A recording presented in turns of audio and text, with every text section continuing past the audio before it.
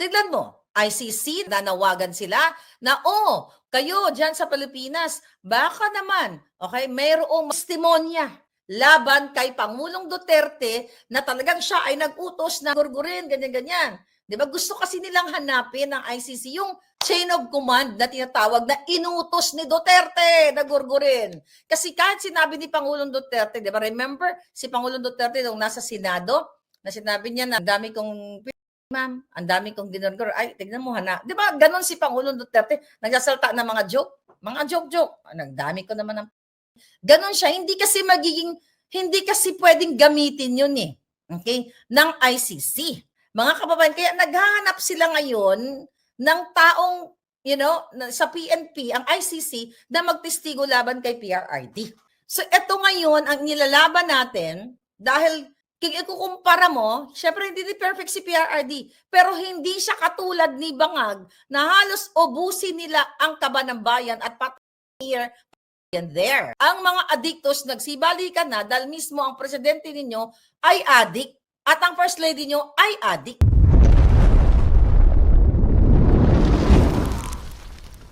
Diba? Again, defamatory ang statement kong yan. Defamatory ang statement ni Cathy Binag na inalok siya ni Lisa Tanas at si Bangag ay nag-a-addict. Pero walang case laban sa akin, laban kay Cathy Binag, patungkol dyan. Laban kay Pangulong Duterte na nag-a-addict si Bangag. Wala. Umamin na nga umamin na nga yung kapatid niya, di ba? But ganun pa man, mga kababayan, kaya eto ginipit si PRRD dahil nga madaldal ang lolo natin, pinakidnap. Sino nag-expose dyan? Si Maharlika. Kinidnap sa pakikipagsabuatan ni Tambaloslos at may alam din si Zaldico dyan. So ngayon, dahil walang testigo, alam nila, di ba? Alam nila na wala naman talaga sila makuha ang testigo. May makuha sila siguro, script. Kaya nila pinadukot si PRRD. Kasi once na pumunta na sa ICC, kahit sabihin pang mga walang testigo, matitenga ang Pangulo doon.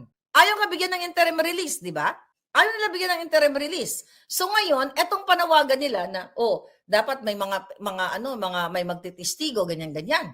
Kasi hindi enough, okay? Yung mga gawa-gawa ng mga kaliwang grupo na mga affidavits ng pamilya, ito, ginurgur yung anak ko, chuchu. Nakita nyo naman yan nung unang pag-present nila ng mga testigo na kesyo namatayan daw ng pamilya, ay ng mga anak, pero hindi naman namatay sa tukwang, yung iba namatay sa sakit. Idinagdag lang doon, okay? Idinagdag lang doon sa kanilang mga documentation na kesyo ito daw ay namatay sa War on D, di ba? So ngayon, mga kababayan, hindi kasi enough yun. Kaya ang ginagawa nila ngayon, dapat mapatunayan dyan sa, ang tawag dito, ng prosecution, na talagang si Pangulong Duterte may ebidensya na inutos niya, gurgurin nyo lahat yan, pati mga inosente. Para mapasok doon sa crime against humanity. 'Di ba? Dahil yun yung yun yung structure, okay? Ng ICC na kailangan mapatunayan na talagang nag-utos ang isang presidente na gurgurin itong lahat ng mga ito. So walang testigo, 'di ba? Walang testigo kasi wala namang nag-utos. Hindi naman nag-utos si Pangulong Duterte na gurgurin nyo ang mga inosente. Ang sinabi ni PRRD, kung natatandaan niyo yung mga speech niya, linisin, okay, mag-rehab ng mga batang nalulung sa droga, ang mga lalaban, idepensa niyo yung sarili ninyo. So kung magurgur niyo sila, okay, di patay sila. Pero again, hindi natin sinasabi na naging perfect yon. Dahil may mga pulis talaga naman na nag-take advantage. Kasi nga, it's not perfect. But at least, yung ginawa ni PRRD na protektahan ang inyong mga anak during that time, na marami namang testimonials. Nagbago ako, ganyan-ganyan, natakot ako nung si Digong ang presidente, yung anak ko. Nakikita nyo yun sa social media. Di ba? So, ang eksena ngayon, mga kababayan, ito yun. Ito yun, dugtong-dugtong nito, impeachment ni Inday, flood control.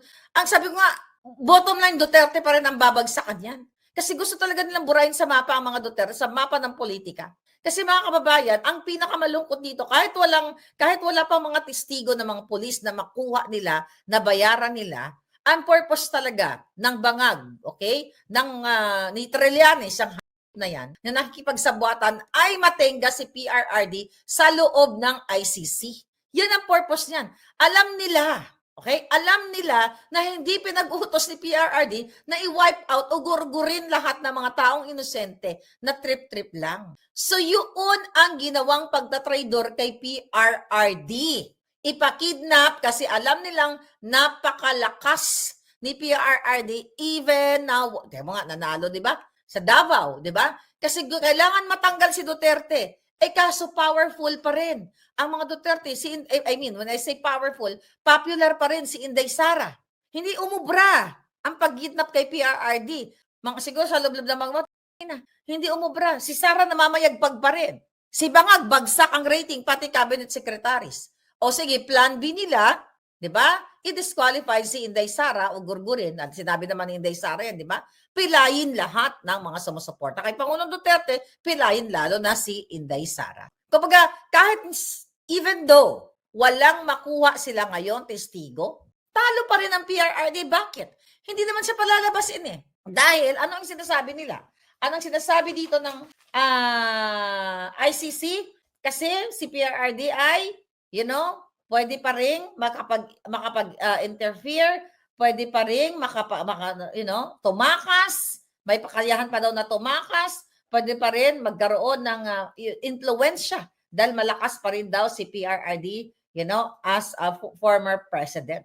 Ngayon, kaya hindi siya patatakasin, hindi siya bibigyan ng temporary or interim release. 'Di ba? Yan yung mga nilalakad ni Inday Sara. Yan din ang pinakalat na fake news ng mga double agents nung nagbidabidahan si Amy na akala ninyo, sige nga, umamin nga kayo dito sa comment section.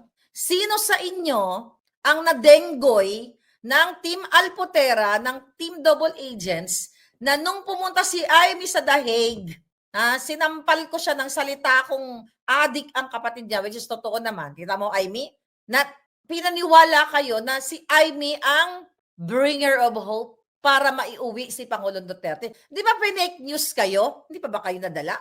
Fake news din kayo ng Team Alpotera. Okay na, nag-away-away na ngayon. Ni Chipmunk, nag-viral, di ba? Yung kanilang video na sigurado. Okay? Yun na yung, I forgot kung ano eksaktong statement. Basta yung fake news kayo na ma-approve ang interim release ni PRRD. Niloko lang kayo para what? Pagkakitaan, yung views and everything, mga stars and everything. Wala namang problema. That's your money. You give stars, whatever. You give money as long as you want. Hindi kayo pinilit. Pero nakita niyo yung pambubudol sa inyo, lalo na ang mga kababayan ko, mga palangga ko, mga Bisaya. When I say Bisaya, yung mga mga Mindanawan, yung mga, you know who you are. Diba? Diba binudol kayo? Naniwala kayo eh. Kasi akala ninyo, kapag gamit-gamit ang pangalan ng mga Duterte, yun ang problema sa atin. Okay? Sa iba sa atin. Gamit-gamit ang pangalan ng Duterte, akala nyo para na kay Duterte. Tignan nyo yung ginagawa ngayon. Yan, nag-aaway-aaway sila dahil sa buto. Imagine mo, mga katsipan ng mga pinag-aawayan, pera at saka buto. Ang isyu ng Alpot, kung hindi pera, buto. Ang isyu ni Maharlika, katotohanan, expose. Nakita ng away-away ang mga Alpot? Ito yung sinasabi natin sa inyo, mag-ingat kayo.